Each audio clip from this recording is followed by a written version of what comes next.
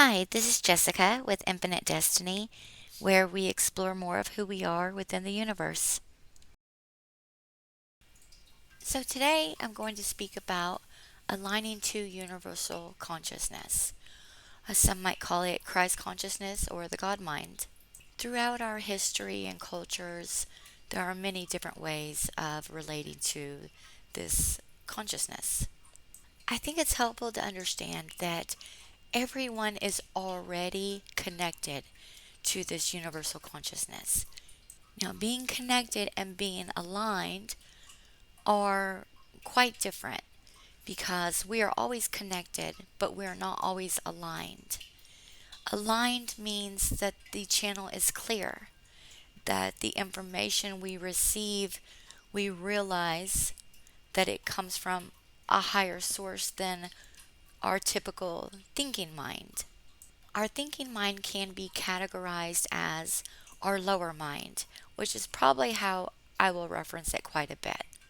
Our thinking mind is the one that sets out our daily tasks.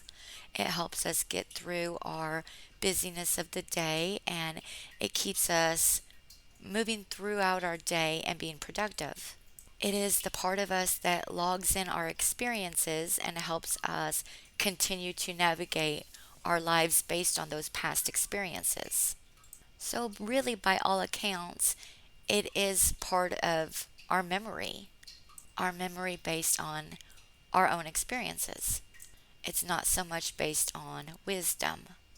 Now, when we align to the universal consciousness, we are using our higher mind, which is more of a stillness within. This part of our mind is typically accessed when we aren't looping through thoughts or thinking about what we need to do next or tapping into what kind of responsibilities we have. This is part of us that can mostly be found during quiet times and alone times. This part of our mind is the one that connects to our genius. So if we're caught up in our daily tasks all day, every day, it's really hard to find new creative ways to express ourselves and to find new innovations. Our creative mind works through our higher mind, and I think many can agree a lot of the most innovative ideas come from a universal consciousness, meaning it is outside of our experience. It is something completely new that feels that it is elevated from us. So when the channel between the universal consciousness and the mind is fuzzy, we may still be receiving information, though we're not tuning in or quieting ourselves enough to be able to receive that information. It is there and it is coming through. We're just not, our receiver is not aligned to it to completely receive it. Basically, our antenna is broken. From my experience, the universal consciousness never tells me what to do.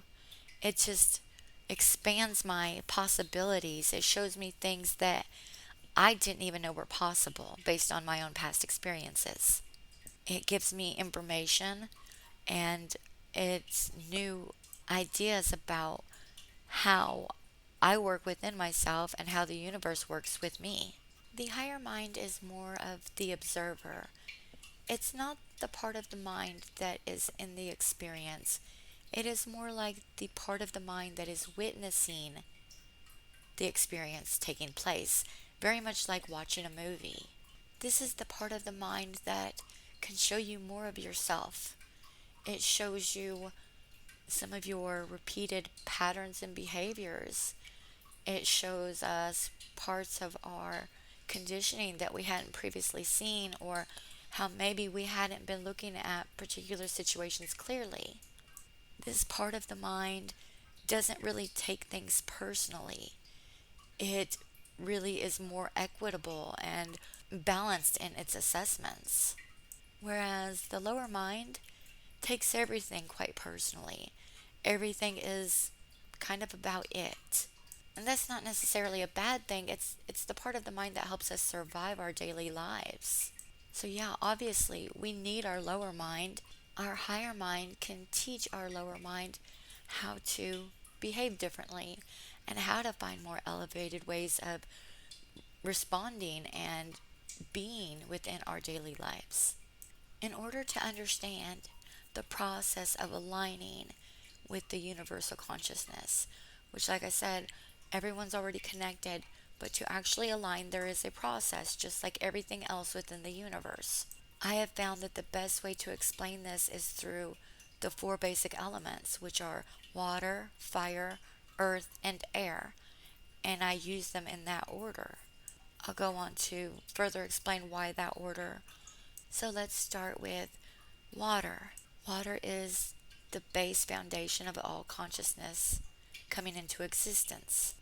It is the beginning of consciousness being manifested. So when we're born, we're only capable of absorbing information. When we're in our mother's womb, we are already absorbing information, which is being stored within the water. At this point, we're not capable of thinking for ourselves, and we're not even fully manifested in a physical form. We are just pure water, which is just pure consciousness. So even though we are absorbing information, we have not yet processed that information to become anything. Then we move into fire, and fire is the first spark of generating life. It is a source of momentum into a life form. This is, you could say, the blood in our veins. This is the movement. The fire is responsible for moving the water.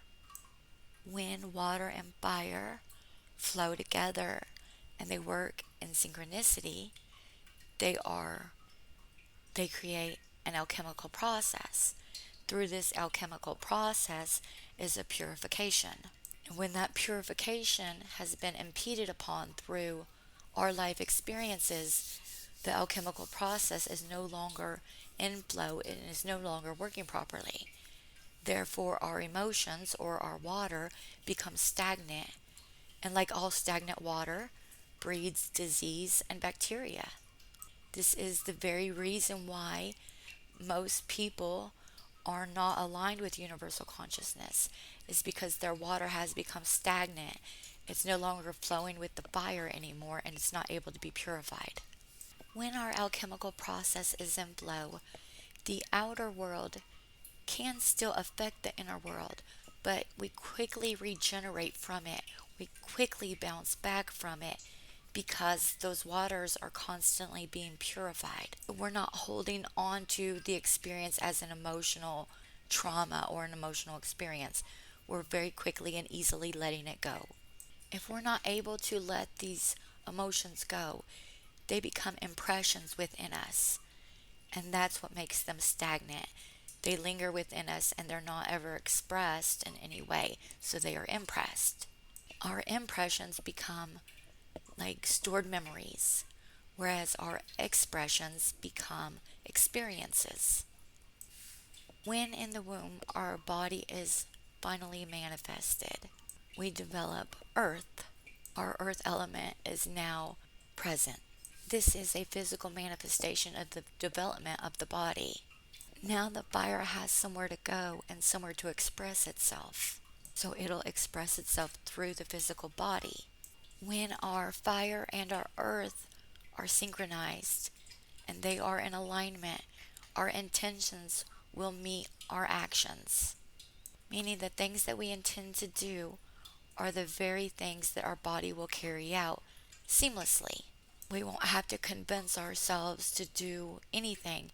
It's just a very natural flow. To further explain this, it's not necessary that our fire and our earth are synchronized in order to be aligned with the universal consciousness. The universal consciousness works through the water and fire, which equate to spirit within us. Or spirit's not within us, it's all around us. But in order for universal consciousness to be aligned with us properly, it is through our water and fire.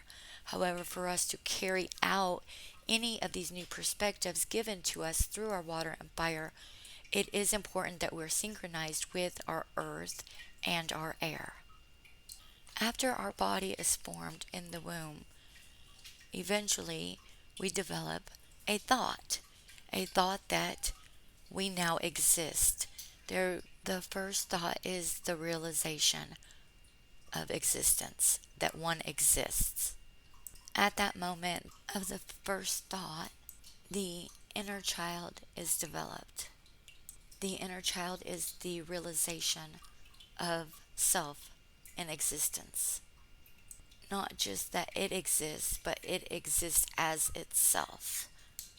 So then, when the earth and the air are in synchronicity, our movements or our actions then align to what we're thinking. So we are able to accomplish much more in this way. When our body and our thoughts are working together, we can be very intentional and present in all of the things that we're doing. And this is not part of being aligned to universal consciousness, but to bringing those ideas out into the world and expressing them. When all of these elements are in alignment within an individual, they are then to carry out their greater plans, their greater purposes. They are able to develop their dreams and make them a reality. This creates an inner alignment, which then makes it easier for that channel to remain open at all times. So even when you are doing your daily tasks and your lower mind is the dominant mind at that point, you are still able to switch over and quickly connect and align to yourself receiving information from the universal consciousness. It's as easy as just taking a quick quiet moment, and all of a sudden all this information will come in all at once you stop doing what you're doing just for a few minutes. And then you carry out your daily tasks with that wisdom and information in mind. It doesn't mean that all of a sudden you have all of the answers to overcome every challenge, because at least in my own experience, I don't find that it tells me what to do, but it gives me wisdom on how to overcome my obstacles and challenges. And then it's my responsibility to carry that out.